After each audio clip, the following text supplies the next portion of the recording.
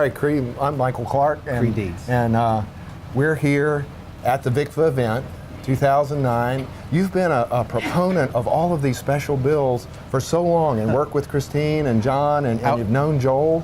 Well, I've known Joel for a long time. He's a great guy, and has taught me a lot, frankly. And you go out to his place, he's got the greenest fields around, and he's so innovative. I mean, he's taught me many things over the years. Christine and John, actually, I got to know them before I represented them. Now in the legislature, I represent Charlottesville, Albemarle, Nelson, Buckingham, Rockbridge, Bath, and Allegheny. But before, when I just had a Valley West district, Augusta, Rockbridge, Botetourt, Bath, Highland, Allegheny, they couldn't get anybody to carry their bills, and they came and convinced me to carry them 1 year. They were an awful lot of work the first year I did it, but I've carried them since then because I believe in what they're doing. Well, now tell us, you might give us the opportunity to have a real farmer's governor.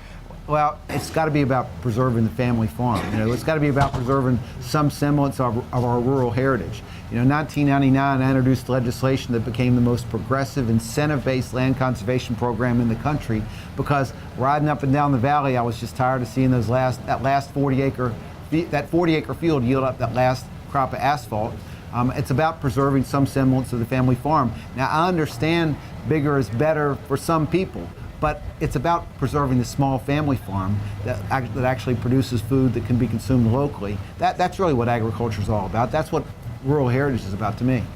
Yeah, so what do you think you can do as a governor that everybody seems to have missed to this point? I mean, Virginia was sort of founded on agriculture. We got here and Rolfe discovered tobacco, and so how do we get it back to the colony of agriculture, not the colony of big box stores? Well, here's the thing: we're not going to move back. I mean, I think we just have to be better. We have to be better is we have to adapt to changing circumstances. And what that means, the changing circumstance we're having now is agriculture is changing again. And bigger is better is not going to always be the mentality we operate under. I think to a large extent, you know, a couple of years ago when Michael Pollan's book, Botany to Desire, was published, I think that got some people's attention. Certainly, well, that was about 2001, 2002. But then when the next book came out, The Omnivore's Dilemma, that brought great attention to the local food movement. I think that we are going to move to a model where of agriculture where the small farm, the independent producer who can produce and sell food locally is going to be a model for local food production. I think in part popularized by books like The Omnivore's Dilemma.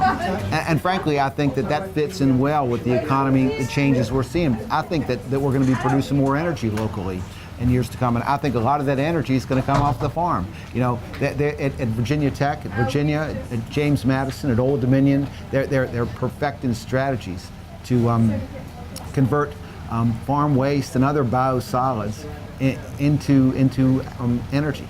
I think that's going to lead to a huge new profit center in agriculture. I think that the stars are just lining up right for an agricultural renaissance in Virginia.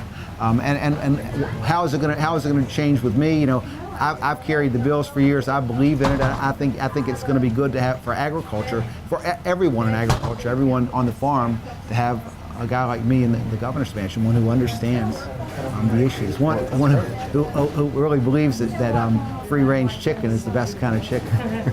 So maybe you can take us along and take us to some of these sort of the jewels that you see in Virginia, and we can kind of follow how this would work. I'd love to. I mean, I think that there, you know, and part of my plan is to incentivize the development of biomass facilities in Southside and Hampton Roads and in Shenandoah Valley. But there are also models of agriculture up in Fauquier and Loudon and down in Augusta and Nelson and Albemarle that can be models for and Southwest Virginia, frankly, they can be models for the rest of the country. We're going to revive agriculture right here in Virginia. Well, you know, one of the things that's happening recently is there seem to be farm markets popping up everywhere. Here's the thing: that kitchen bill wasn't much. I mean, from the outside, I could honestly go to the committee, the House committee, where they were planning on killing it, and say, for crying out loud, guys, this is free market economics. This is the United States of America. We were founded on the notion of free market economics. This is a bill that's going to help out some small farmers. That bill, and some aggression on the part of the current commissioner of the Department of Agriculture and Consumer Services, has resulted in a doubling of the number of farmers markets just in the last few years. And actually, the week we're going into now is Virginia Farm Market week. And Frank, I'm looking at sampling the wares. I'm starting a tour now. The next 9 days I'll be touring rural Virginia. We're calling it the Deeds Country Tour because I'm a farm guy. I grew up out in the country, and I'm looking to sample the wares at farmers markets all over South Side and Southwest Virginia. Well, that's terrific. Well, one of the things we suggested to Governor Kane a couple of weeks ago is maybe instead of closing all these rest stops, we should have farm markets there. and he was like, the feds won't let us do that. Yeah. So we've actually asked someone in USDA to go up to transportation and say, can't we have an exemption for local farms? It's not really commerce. It's not like a McDonald's going in there. What we need to do is figure out a way to get those rest areas open again. Here's the problem. Truck drivers can't be on the road for more than 10 hours in a 24-hour day. They got to have some place to stop. There are rest areas for them in the commercial sector in some parts of Virginia, but in some parts of Virginia, those rest areas are absolutely essential. And I just think it's a black mark on Virginia to say the rest of the country we're closing those rest areas. Bad business. Yeah. We got to figure out a way to open them. But I like the idea. Frankly, in other states where rest areas are privatized, where they allow some commercial business, I think adding a fresh fruit stand or fresh vegetable would be a wonderful idea. I love that idea. Terrific. Well, it's good to talk to you. Thank you for coming and speaking to us here. Thanks. And we look forward to helping follow you through these different parts of the campaign. Thanks very much. Thank you.